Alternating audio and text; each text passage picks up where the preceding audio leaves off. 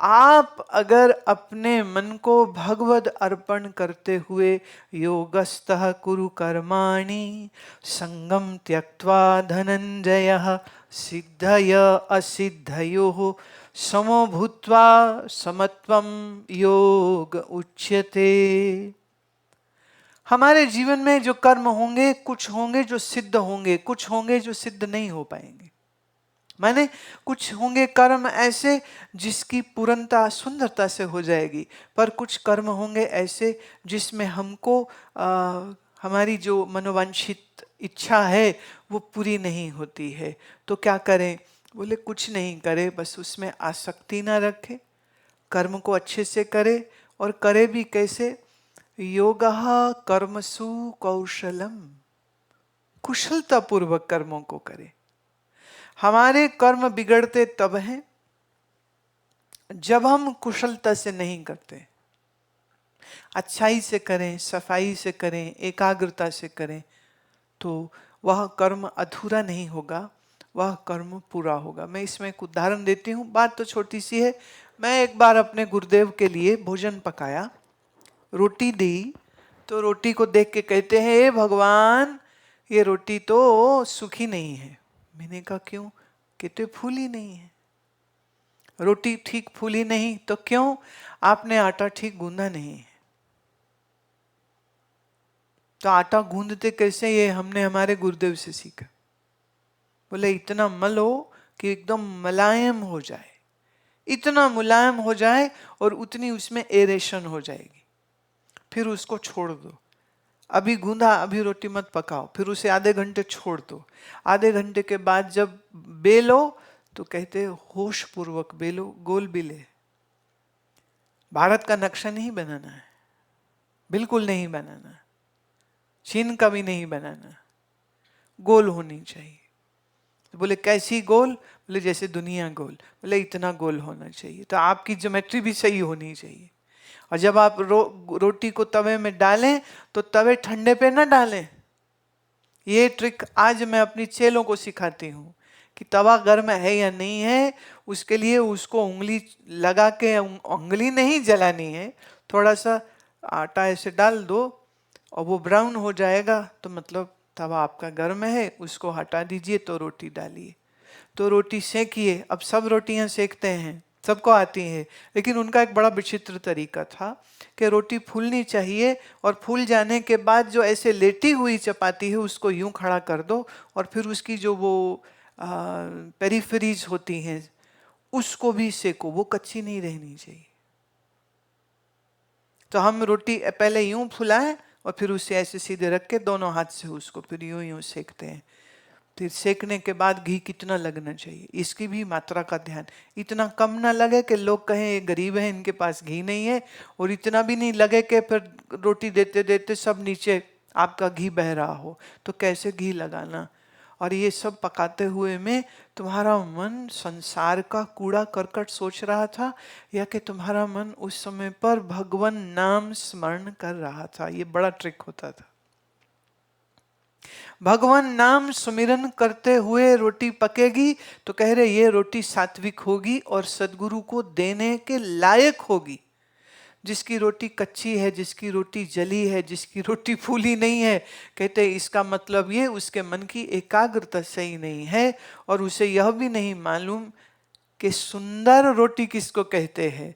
सत्यम शिवम सुंदरम। हम तो ईश्वर को भी सुंदर देखते हैं, सुंदर मानते हैं, तो फिर इस मनुष्य के हाथ से जो ईश्वर की सुंदरतम रचना है हम असौंदर्य को परमिट कैसे कर सकते? तो योगः कर्मसु कौशलम, कुशलता पूर्वक हमारे सर्व कर्म होने चाहिए। सवाल ये उठता है मनुष्य जन्म मिला है, क्यों मिला है? पहली बात तो यह है कि आपके ही पूर्व के पाप पुण्य कर्मों का निर्णय फल प्राप्ति के हेतु यह जीवन हुआ है। सवाल यह है कि अब इस जीवन को हम कैसे जिएं? मैं तो नतमस्तक हूं हमारे तमाम ऋषियों, हमारे तमाम मुनीश्वरों को, जिन्होंने ऐसी सोच हमको प्रदान करी कि जीवन को उन्होंने 4 भागों में बांट दिया। पहला भाग और सबसे उत्तम और श्रेष्ठ वो है ब्रह्मचर्य, स्टूडेंट लाइफ, जिसमें आप विद्या ग्रहण करते हैं। और विद्या कैसी है? भोग भोगने की विद्या नहीं। माफ करना, आज बच्चे जब पढ़ते हैं, बीटेक के एमटेक किए, तो उनका लक्ष्य क्या है कि किसी मल्टीनेशनल कंपनी में जॉब मिल जाए और बहुत सारे पैसे कमाए। तो वो भोग के लिए शिक्षा हो रही है। कभी सोचा नहीं होगा। और माँ बाप खुद अपने बच्चों को भोगी बना रहे हैं। पैसे कमाओ, धन अर्जन करो। होना ये चाहिए था कि बच्चे को ये सिखाया जाता कि तेरे जीवन का जो लक्ष्य है वो धर्म होना चाहिए, धर्म अर्जित करो। हमारे एक बड़े अच्छे महात्मा ये बात कहते थे, जिस माँ बाप ने बच्चे को पैदा करके गुरु चरणों में न लगाया, शास्त्र चरणों में न लगाया, तो वो सबसे बड़े दुश्मन हैं अपनी ही संतान के। क्योंकि तुमने सिर्फ मरने के लिए बच्चा पैदा किया। जो जन्मा है वो तो मरेगा ही ना। तो जिसके जीवन में धर्म नहीं है तो वो सिर्फ मरेगा एक दिन। और क्या कर लेगा? वो 10 साल में मर जाए कि 70 साल में मर जाए, लेकिन अंततः तो मृत्यु ही है उसके जीवन का सत्य। इंजीनियर बनो, डॉक्टर बनो, सब बनो, कोई मनाही नहीं। सीए बनो, लॉयर बनो, कोई मनाही नहीं। पर प्रश्न ये है, क्या आपकी शिक्षा का आधार धर्म था या आपकी शिक्षा का आधार भोग था? 99.9% माता पिता बच्चों को भोगी बना रहे हैं, धार्मिक नहीं बना रहे। वो तो गुरु के पास भी अगर जावे ना, जैसे हमारे पास भी कई बच्चे आते, माँ बाप ले आते, वो जी इसका सीए का एग्जाम है, आशीर्वाद दे दो। वो जी इसका बीटेक का एग्जाम है, इसको आशीर्वाद दे दो। आशीर्वाद से क्या होगा? पास हो जाएगा। फिर क्या होगा? जॉब लग गई। फिर आता हूँ मिठाई के डिब्बे लेके, पैसे लेके, गुरुजी आपकी कृपा से मेरी जॉब लग गई। मैं हमेशा बोलती हूँ, बेटा पढ़ाई आपने करी, आपको आपकी योग्यता से जॉब मिल गई, इसमें मेरा कोई रोल नहीं। हाँ, हमारी शुभकामनाएं हैं, पर हम कह नहीं सकते। कैसे कहें? जो बात उसकी माँ को कहनी चाहिए वो उसने कही नहीं, जो बात उसके बाप को कहनी चाहिए थी वो उसने अपने बेटा बेटी को कही नहीं। कई बार कई बच्चे हैं अपनी पहली जॉब की पहली जो वो तनख्वाह होती है वो भी ला करके अर्पित करते हैं कि ये गुरुजी आपके। उसके बाद में उनकी शक्ल भी नहीं देखती। क्यों? अब पैसा कमा रहे हैं, पैसे से और पैसा कमाना चाहेंगे, पैसे से और पैसा कमाना चाहेंगे। पैसा होगा तो क्या, फिर तो भोगी होगा ना। अब डिजाइनर कपड़ा हो, डिजाइनर ये हो, रेस्टोरेंट हो, विदेश घूमने जाएं, कहीं ये हो जाए, कहीं वो हो जाए। तो हमारी शिक्षा का लक्ष्य और हमारी शिक्षा का आधार धर्म है या अधर्म? तो जो माँ बाप अपने बच्चे को धर्म की शिक्षा नहीं देते हैं, मैं ये समझती हूं कि वो माँ बाप खुद अपने बच्चे के सबसे बड़े दुश्मन हैं। उन्हें किसी और दुश्मन की जरूरत नहीं। धर्म पहले होना चाहिए।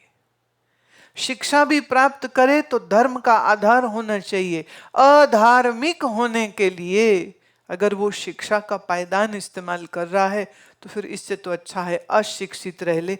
कबीर जैसा तो हो ही जाएगा ना। फिर कबीर साहब हैं, रैदास साहब हैं, इन्होंने कोई अलग से शिक्षा ग्रहण नहीं करी, लेकिन गुरु कृपा से और अपने चिंतन के बलबूते पर वो कहाँ की ज्ञान की ऊंचाइयों को वो छू गए कि आज कबीर साहब के कहे वचनों पर पीएचडी एमफिल करके लोग प्रोफेसर और डीलिट को प्राप्त हो रहे हैं। तो क्या अच्छा है।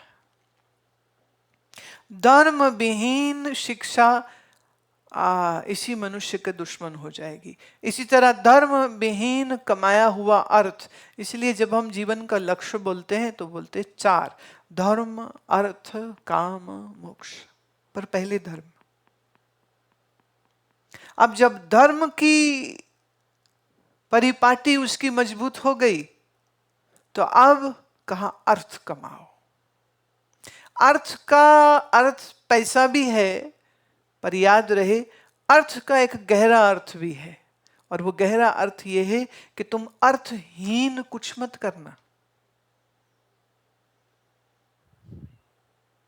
सुबह जगे, दिन भर भागे, पैसा कमाया, खाया पिया, रात सो गए, सुबह फिर उठे, फिर खाया पिया, फिर भागे दिन भर, फिर रात खाए पिए, फिर सो गए, फिर वही क्रम दोबारा। ये सब कर्म करने में अर्थ क्या है? हाँ, पैसे वाला अर्थ तो आ गया, लेकिन उसमें से अर्थ क्या? What is the meaning of doing all these activities?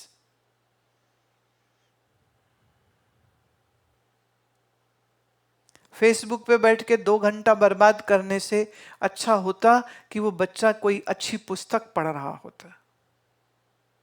आचार्य चाणक्य ने क्या कहा मालूम होता, विक्रमादित्य ने राज्य कैसे किया पता होता, कश्मीर का शैव मत कैसे प्रसारित हुआ उसके बारे में ज्ञान होता। शंकराचार्य ने 9 वर्ष की आयु में संन्यास ले लिया था।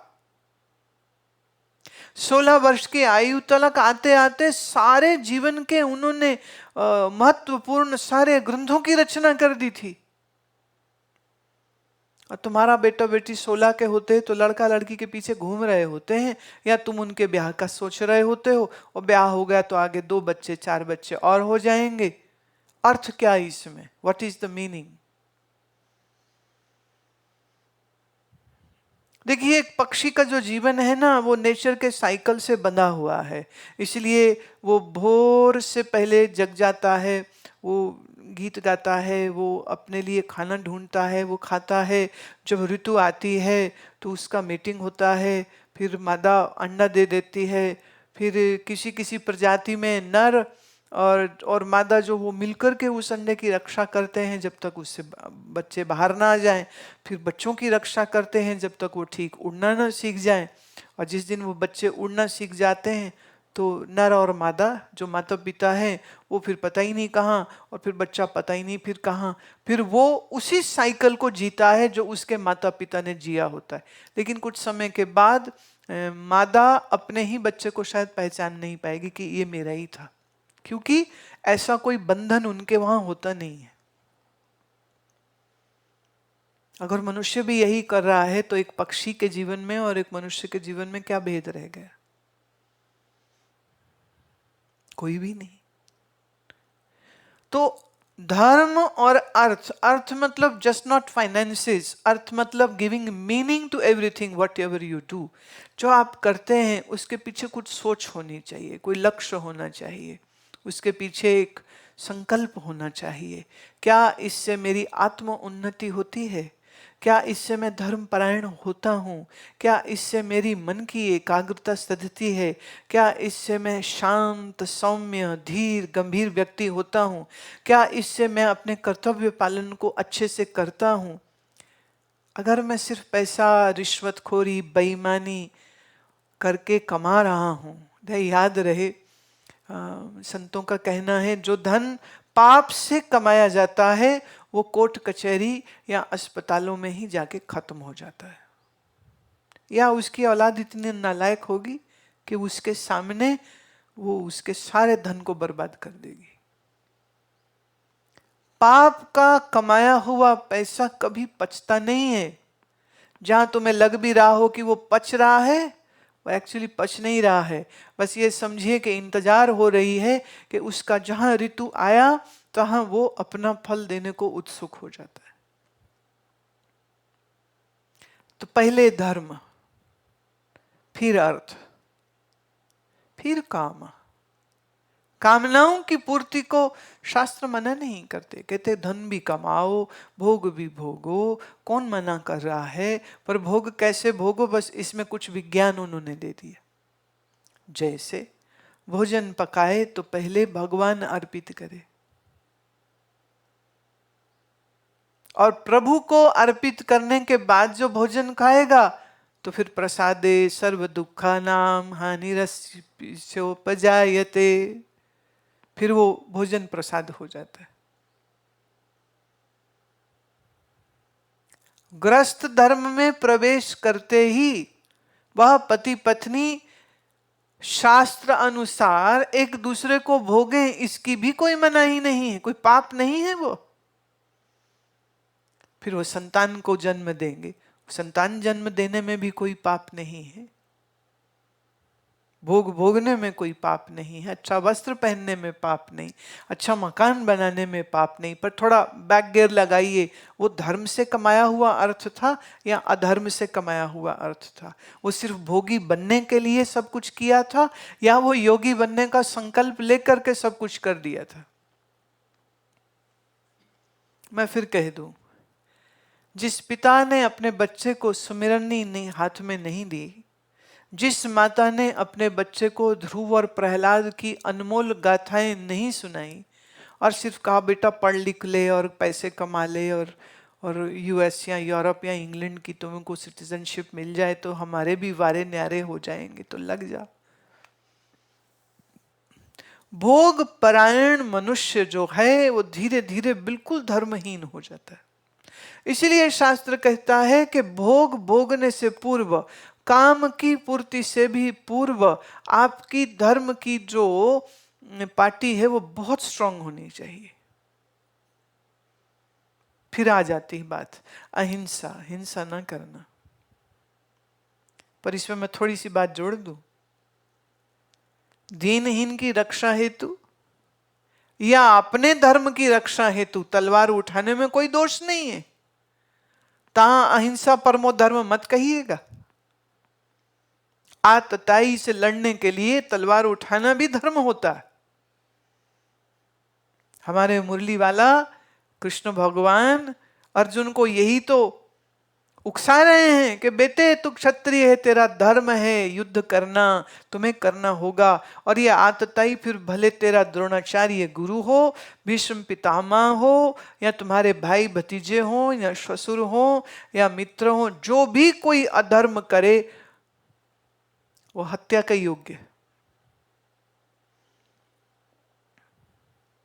ऐसा कौन समझ सकता है? ऐसा वही समझ सकता है जिसने गीता को अच्छे से समझा होगा। अपने स्वार्थ के लिए, अपने लोभ के लिए, भोग के लिए अर्जुन कहता मैं युद्ध नहीं करूंगा, और भगवान कान खींच के कहते बेटे तेरे भोग के लिए ये युद्ध नहीं हो रहा है, ये धर्म के लिए युद्ध हो रहा है। तू पागल है? तुम लोगों को खाली वो हस्तिनापुर का राज्य दिलवाने के लिए ये युद्ध का हो रहा है प्रकरण? ना ना ना, अधर्म को फैलाने वालों को हटाने के लिए यह युद्ध हो रहा है। और तुम होते ही कौन हो कुछ करने वाले? सब कुछ का कर्ता हरता धरता तो मैं हूं, ईश्वर है। तू कौन होता है? और तू मारे ना मारे ये तो मरे ही पड़े। ये कब तक जिंदा रहेंगे? ये तो नहीं रहेंगे जिंदा, क्योंकि जो भी प्राणवान हुआ है एक दिन प्राणहीन हो जाएगा। तो धर्म, फिर अर्थ, फिर काम, फिर मोक्ष।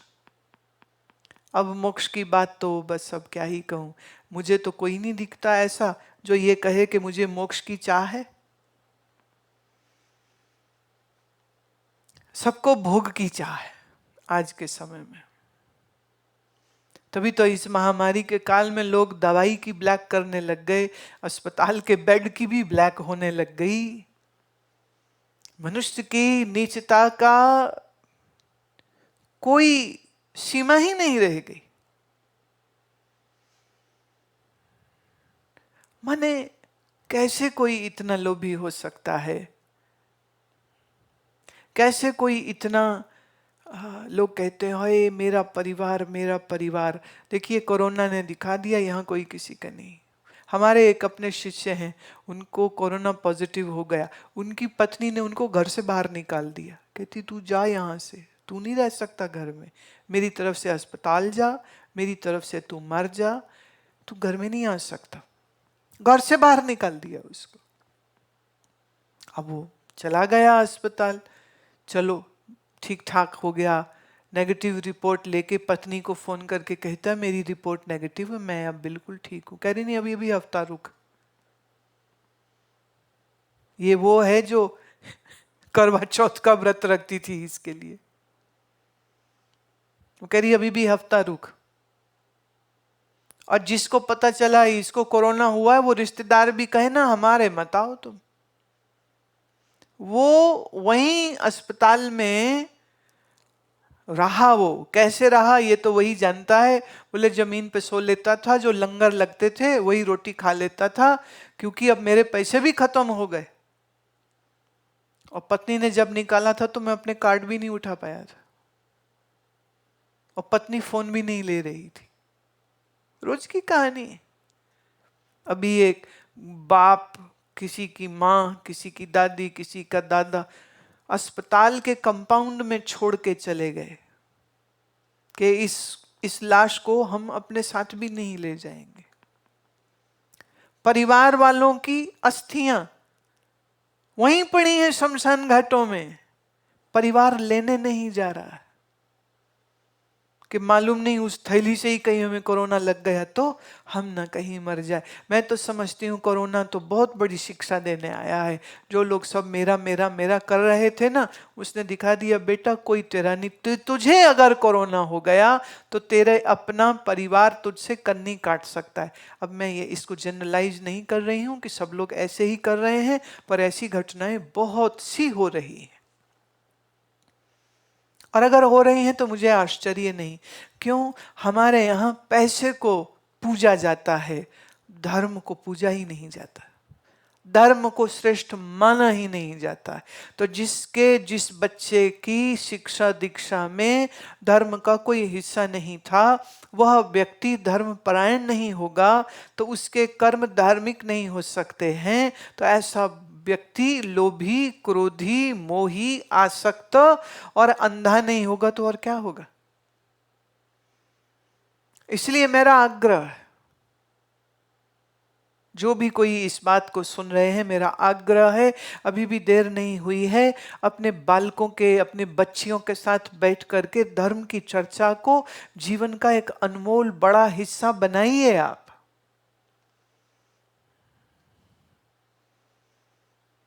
ये याद रहे कि मानव जीवन में ही संभव है मोक्ष की प्राप्ति, पर मोक्ष की प्राप्ति भी तो वही करेगा जिसे बंधनों से कुछ दुख हो रहा हो,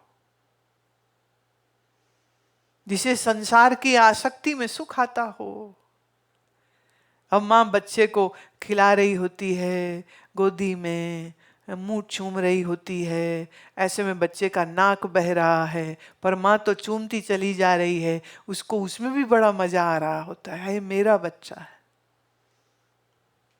मोह में गिरा हुआ व्यक्ति का व्यवहार कैसा होगा? उसका व्यवहार तो ऐसा ही होगा। आसक्ति से परिवार को पालोगे तो याद रहे बच्चे भी हो तुमसे ज्यादा लोभी, तुमसे ज्यादा आसक्त, तुमसे ज्यादा मोह वाले हो जाएंगे। बाप से बड़ा बेटा ही होगा ना। तो अगर बाप में 10% मोह था, बेटे में 50% होगा, तो पोते में 100% होगा। और अब आप जोड़ के देख लीजिए, आप अपने घर की किस पीढ़ी में हैं, बस उतने से गुना कर लीजिए। उतना ज्यादा मोह, उतना ज्यादा धन का लोभ, उतना ज्यादा धर्म विहीनता आ जाती। मंदिर में जाकर के सिर्फ प्रणाम कर लेने का नाम धर्म नहीं है। धर्म तुम्हारे जीवन का हिस्सा होना चाहिए। आप कैसे बोलते हो, आप कैसे खाते हो, आप कैसे व्यवहार करते हो, आप कैसे और तो और भोग भी भोगते हो, तो कैसे भोगते हो। मैं एक उदाहरण देती हूँ। हमारे एक बहुत प्यारे मित्र थे, तो वो जैसे नया फल आता, मैंने बचपन में देखा उनको, जैसे आम आया तो वो आम खरीदेंगे 5-10 किलो। और हमारे आसपास जितने आश्रम थे, उन आश्रमों में जो भी संत उपलब्ध हैं, तो वो उस आश्रम में चले जाते और वो जाकर के फल उनके आगे रखते और उनको प्रणाम करके कहते, महाराज फल नया कर दो। मेरे ना समझ नहीं आती थी, भी नया तो है, कोई झूठे थोड़ी है, किसी ने खाया थोड़ी है, अभी तो खरीदा है एकदम बढ़िया वाला फल, ये नया क्यों? ये नया क्यों बोलते हो? कहते नया का मतलब ये है कि पहले ये फल महात्मा जी खाएं तब हम खाएं, और अगर वो ना खाएं तो हमारे लिए अभी वो नया नहीं हुआ है। मतलब नया फल जब खाएं तो वो तब खाएं जब पहले हम किसी महात्मा को भोग लगाएं। अब चूंकि वो वेदांती थे, इसलिए वो हमेशा किसी महात्मा को ढूंढते थे कि उनको मैं अर्पित कर सकूं। ऐसे मुझे याद है वो श्री कृष्ण जी के बड़े प्यारे भक्त थे। नया फल आया, केला आया, आम आया या कोई भी फल, अरे और तो और वो नया कपड़ा भी कोई खरीदते तो वो कपड़ा भी जाकर के मंदिर में ठाकुर जी के आगे रख देते और प्रार्थना करते, भगवान इसको नया कर दीजिए, मैंने आपकी दृष्टि इस पे पड़ जानी चाहिए। तो वो नया वस्त्र फिर धारण करते। हम थे बालक बुद्धिहीन, हमने एक बार चप्पल नया खरीदा तो हम तो चप्पल लेके महात्मा के चले गए। मैंने कहा महाराज इसको नया कर दो। अब हम थे 12-1 वर्ष के, मेरी चप्पल क्या उनके पाँव में आएगी, पर हम तो बाल हट लेके बैठ गए, महाराज चप्पल नहीं करो। महाराज ने भी बच्चे का दिल रखा तो अपना थोड़ा सा पैर उसके ऊपर रख दिया, तो हम तो खुश हो गए कि अब चप्पल हमारी पवित्र हो गई। बताइए, चप्पल पवित्र हो गई, ये सोच आई किसकी वजह से? जो उस हमारे परिवार के मित्र महिला का व्यवहार देखा। नया फल अपने आप ना खाओ, नई सब्जी अपने आप ना खाओ, नया वस्त्र अपने आप ना पहनो, नया, तो हम तो जूते तक चले गए कि जूता भी अपने आप नहीं पहने, महाराज इसको नया कर दीजिए। महाराज साथ में हंसे तो कहते कैसी पागल लड़की है ये, पर वो हमारे प्रेम में उन्होंने वह भी किया। जिसको संसार के भोग प्रिय है वो मोक्ष क्यों चाहेगा? जिसको अभी मृत्यु का भय नहीं है, मृत्यु के बाद क्या होगा ऐसा विचार नहीं है, जीवन क्यों हुआ जिसको इसका पता नहीं है, तो जन्म कर्म का बंधन टूट जाए ये विचार कहां से आएगा? तो फिर वापिस आ जाइए, जिसका आधार धर्म है, धर्म से उसने अर्थ कमाया, अर्थ से उसने कामनाओं की तृप्ति करी, और कामनाओं की तृप्ति करके कहते देख लिया सब कुछ नहीं रखा है, सार तो प्रभु में है, अब प्रभु की प्राप्ति कैसे हो? अब परमात्मा की प्राप्ति कैसे हो?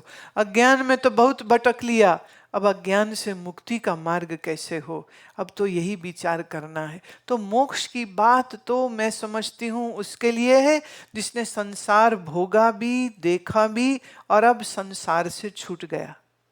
छूट गया मन से। देखिए, घर से भाग के बाबाजी बनने से छूटना नहीं होता, मन से छूट जाना चाहिए। और कोई कोई तो इतने विद्वान होता है, इतना इतना प्रज्ञापूर्ण होता है, आयु बड़ी छोटी होती है, लेकिन वो कम आयु में भी अपनी प्रज्ञा, अपने विवेक के कारण इस बात को समझ लेते हैं, और पूरी जिंदगी धन और परिवार के पीछे पागल होके गंवाने के बाद बुढ़ापे में आकर के जब कोई ये बोले ना की रखे है जी दुनिया, और उसकी ना बात झूठी है। अक्कल पहले नहीं आई थी, जो पहले नहीं आई तो जो अब आई है ना, ये भी अक्कल नहीं है, ये हताशा है, निराशा है। और अब लग रहा है ये तो व्यर्थ ही निकली बात, सार तो है नहीं, सार क्या था वो पता ही नहीं चला। तो धर्म, अर्थ, काम और मोक्ष, ये चार, ये मोती तुम्हारे जीवन का हिस्सा बने, उसके लिए क्या चाहिए? उसके लिए विचार चाहिए। इसलिए मैं कहती हूं कि अपनी बुद्धि को श्रेष्ठ बनाइए।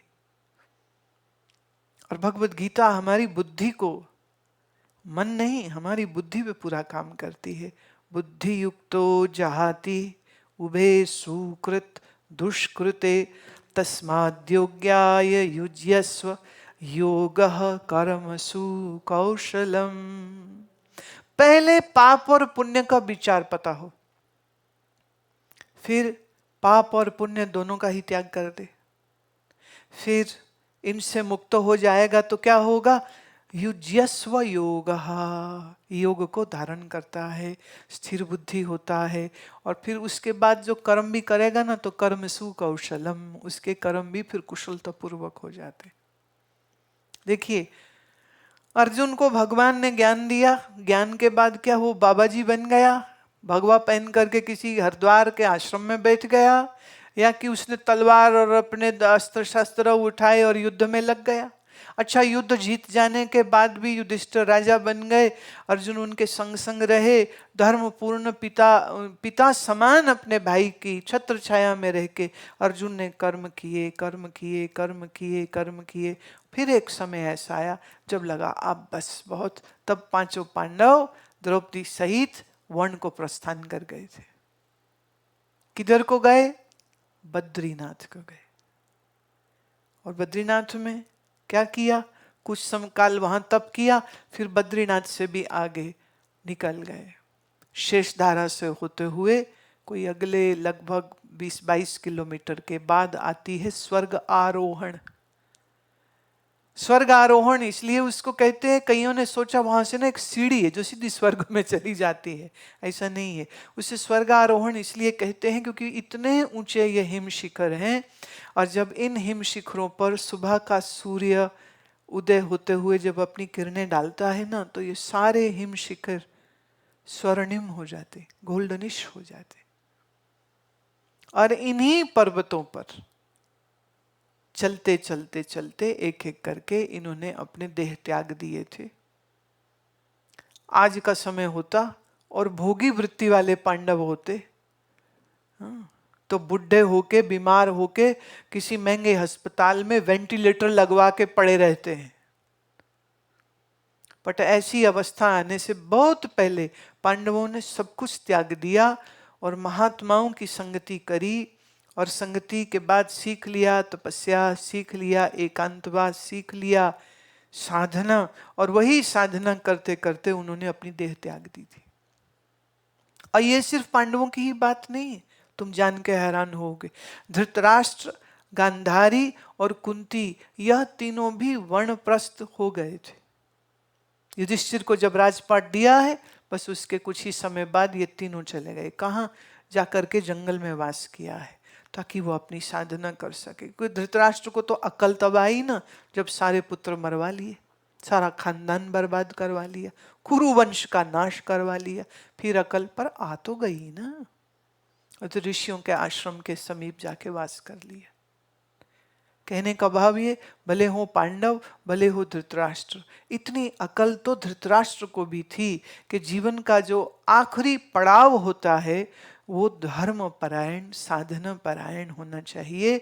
उस संसार में, भोग में, पुत्र पौत्र में उलझने के लिए नहीं होता है।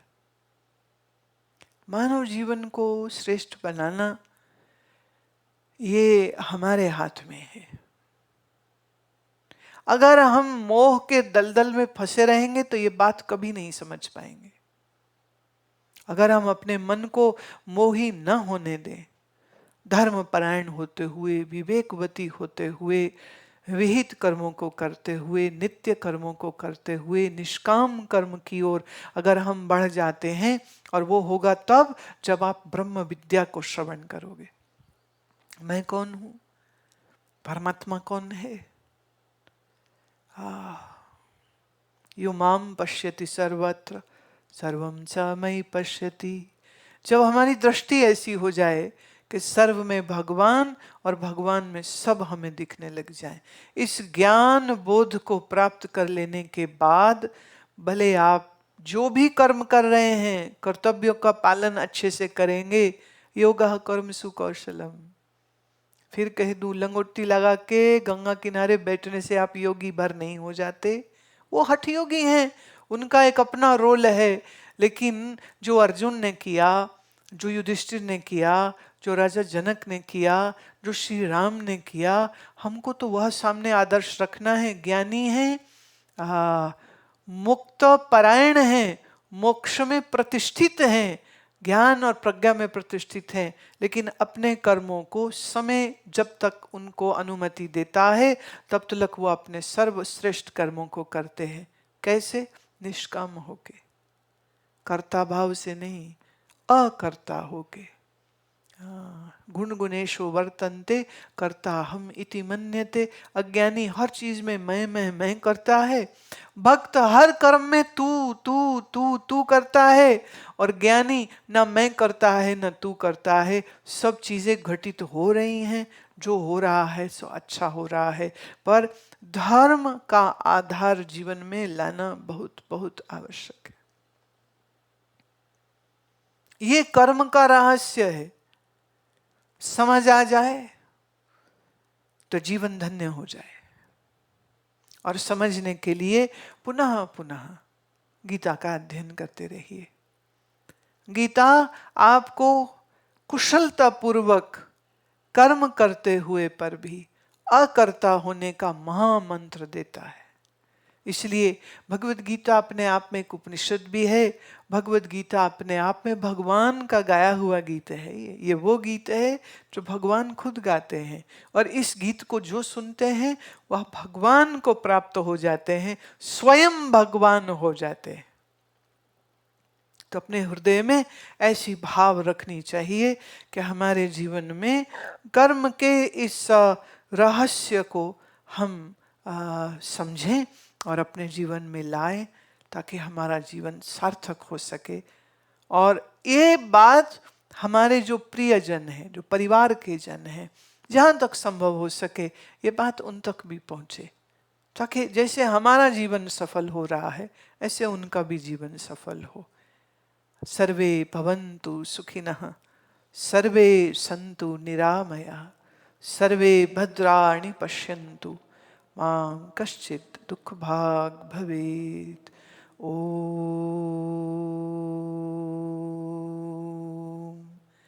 शांति शांति शांति।